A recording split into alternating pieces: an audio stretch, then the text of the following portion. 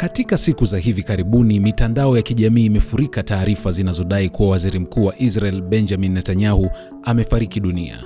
Video na picha zimekuwa zikisambazwa kwa kasi zikieleza kuwa kiongozi huyo mashuhuri ulimwenguni hatupo naye tena ulimwenguni. Hata hivyo, ukweli wa taarifa hizo umeendelea kuwa na utata mkubwa, huku wachambuzi wakionya juu ya uwepo wa teknolojia ya kisasa ya akili mnemba maarufu kama AI inayotumika kutengeneza maudhui ya uongo yanayoonekana kuwa halisi. Kutokana na fununu mbalimbali kuhusiana na kifo cha Benjamin Netanyahu, kiongozi huyo ambaye amekuwa na kawaida ya kujitokeza hadharani na kutoa matamko, ameweka video kwenye mitandao ya kijamii ili kuthibitisha kwamba yuko hai. Lakini hata video ambayo Benjamin Netanyahu ameiweka bado imedaiwa kwamba imetengenezwa na akili bandia. Hivi sasa bado kuna mkanganyiko mkubwa kuhusiana na ukweli juu ya maisha ya Benjamin Netanyahu. First of all, I just want to say I'm alive.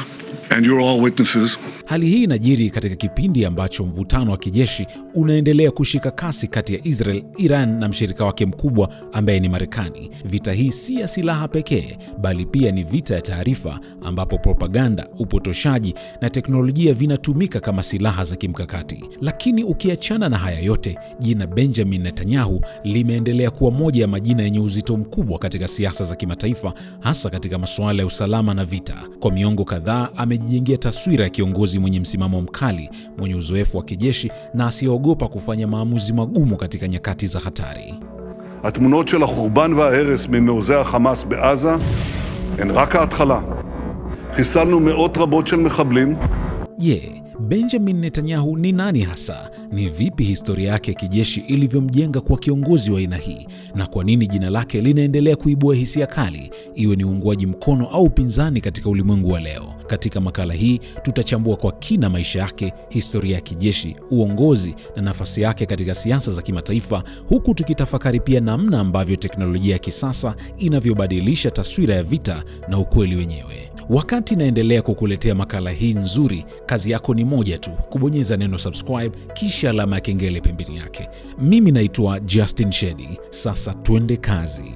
Hata wewe unaweza kutengeneza mamilioni kupitia YouTube. Kupitia kitabu hiki nimekuandikia mbinu za siri nilizozitumia kwa miaka 8 kukuza chaneli na kutengeneza pesa. Utafahamu kila kitu kuhusu YouTube, kuanzia kufungua mpaka kupata watazamaji wa kutosha. Utakipata kitabu hiki kwa shilingi 5,000 tu. Tuma neno kitabu kupitia namba 0765535982 kisha utapata utaratibu wa kupata kitabu chako.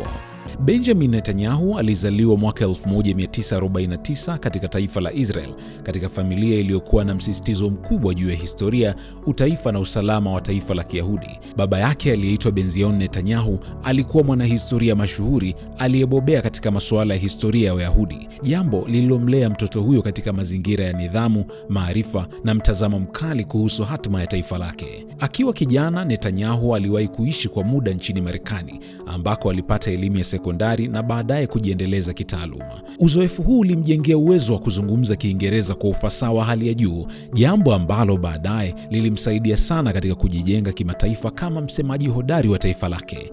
Baada ya kurejea Israel, alijiunga na taasisi ya teknolojia ya Massachusetts maarufu kama MIT, ambapo alisomea masuala ya usimamizi na uchumi. Hata hivyo, kabla hajajikita kikamilifu katika taaluma na siasa, kulikuwa na hatua moja muhimu sana iliyobadili kabisa mwelekeo wa maisha yake, hatua ambayo ilimpeleka moja kwa moja katika ulimwengu wa vita na operesheni za kijeshi.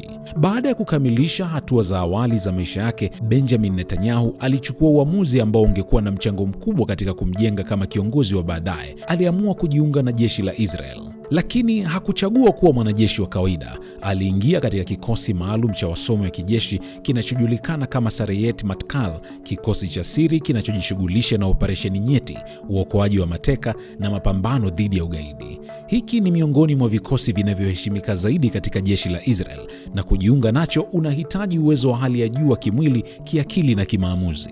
Akiwa ndani ya kikosi hicho, Netanyahu alipitia mafunzo makali yaliyomjenga kuwa mtu mwenye nidhamu ya hali ya juu, uthabiti wa kisaikolojia na uwezo wa kufanya maamuzi ya haraka katika mazingira ya hatari. Akiwa katika kikosi hiki, alihusika katika operesheni mbalimbali za kijeshi, nyingi zikiwa za siri ambazo zililenga kulinda maslahi ya taifa lake dhidi ya vitisho vya nje. Katika moja ya operesheni hizo alijeruhiwa vitani, tukio ambalo lilimpa uzoefu wa moja kwa moja kuhusu gharama halisi za vita. Ni katika kipindi hiki ndipo msingi wa taswira yake kama kiongozi wa vita ulianza kujengwa. Maisha ya kijeshi hayakumpa tu ujuzi wa kivita, bali pia yalimfundisha namna ya kuwa kiongozi chini ya shinikizo, kushirikiana na timu katika mazingira hatarishi na kuchukua hatua bila kusita pale inapohitajika. Uzoefu huu ungekuja kuwa nguzo muhimu sana katika safari yake ya baadaye ya kisiasa, hasa katika maamuzi yake mengi yaliyohusiana na masuala ya usalama na vita. Lakini pamoja na uzoefu wake huo, kuna tukio moja muhimu la kihistoria lililogusa familia yake moja kwa moja,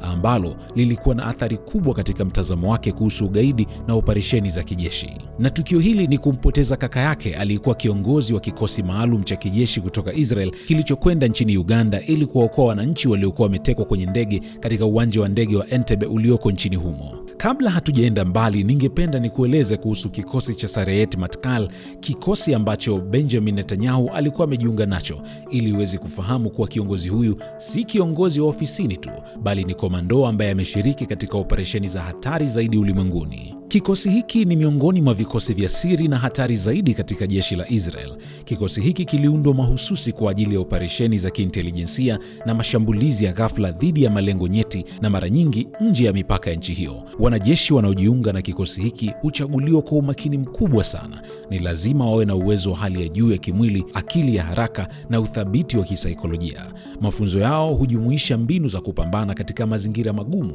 ujasusi, uokoaji wa mateka pamoja na operesheni za siri zinazohitaji usahihi wa hali ya juu. Kwa miongo kadhaa, Sayeret Matkal imehusika katika baadhi ya operesheni mashuhuri duniani, zikiwemo zile za kukabiliana na ugaidi na kulinda raia wa Israel popote walipo. Kikosi hiki pia kinajulikana kwa kuwalea viongozi wengi wa baadaye wa kijeshi na kisiasa, jambo linaloonyesha kiwango chake cha juu cha mafunzo na ushawishi. Kwa hiyo kujiunga kwa Benjamin Netanyahu katika kikosi hiki hakukuwa hatua ya kawaida ya kijeshi, bali ilikuwa ni alama ya kuingia katika kundi la watu waliobobea katika masuala ya vita pamoja na masuala ya usalama wa taifa.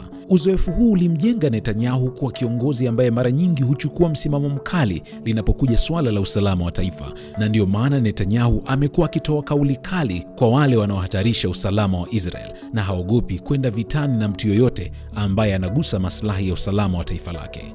Iran's rulers promised to destroy my country, and the response from this body has been absolutely nothing. Tofauti na viongozi wengi wanaoanza siasa ndani ya nchi, Netanyahu alianza kujijenga nje ya mipaka ya Israel. Alipewa jukumu la kuwa balozi wa nchi yake huko Marekani, nafasi iliyomweka moja kwa moja katika jukwaa la dunia. Akiwa huko, alijipambanua haraka kama msemaji mahiri mwenye uwezo mkubwa wa kujenga hoja na kuitetea Israel mbele ya mataifa mengine. Lugha yake fasaha ya Kiingereza pamoja na uelewa wake wa siasa za Magharibi aliopata alipokuwa akiishi Marekani vilimfanya awe moja ya nyuso zinazoonekana sana katika diplomasia ya Israel. Hotuba zake zilijaa msisitizo juu ya usalama wa taifa, tishio la ugaidi na hasa hatari aliyodai inatokana na Iran, msimamo ambao ungeendelea kuwa sehemu muhimu ya siasa zake kwa miaka mingi ijayo. Umaarufu wake ulipozidi kuongezeka kimataifa, mlango wa siasa za ndani ulifunguka. Aliingia rasmi katika siasa za Israel akijiunga na chama cha Likud, chama chenye misimamo mikali dhidi ya usalama. Ndani ya muda mfupi alijijenga kama mmoja wa viongozi wenye ushawishi mkubwa ndani ya chama hicho. Umahiri wake wa kuzungumza pamoja na historia yake ya kijeshi vilimpa mtaji mkubwa wa kisiasa mbele ya wananchi waliotafuta kiongozi mwenye uwezo wa kulinda taifa katika nyakati za hatari. Hatimaye mwaka 1996 alichaguliwa kwa mara ya kwanza kuwa waziri mkuu wa Israel, akiwa mmoja wa viongozi vijana zaidi kuwahi kushika nafasi hiyo. Kuanzia hapo, safari yake ya uongozi ilianza rasmi, safari iliyojawa na mafanikio, migogoro na maamuzi mazito yaliyoendelea kuiweka Israel katika mstari wa mbele katika siasa za kimataifa. Baada ya kushika madaraka, Benjamin Netanyahu alijijengea taswira ya kiongozi ambaye si tu anayeongoza kisiasa, bali pia kiongozi mwenye mkazo mkubwa kwenye masuala ya usalama na vita. Sera zake za kisiasa na za kijeshi mara nyingi ziliongozwa na mtazamo mkali dhidi ya vitisho vya kigeni, hasa kutoka Iran. Amekuwa akiongoza operesheni za kijeshi dhidi ya makundi yanayopingwa na Israel kama vile Hamas na Hezbollah, na kuimarisha mipaka ya taifa lake. Kwa miaka mingi, Netanyahu ameendeleza mtindo wake wa uongozi uliozunguka juu ya nadharia ya kila hatua lazima ichukuliwe kama vita.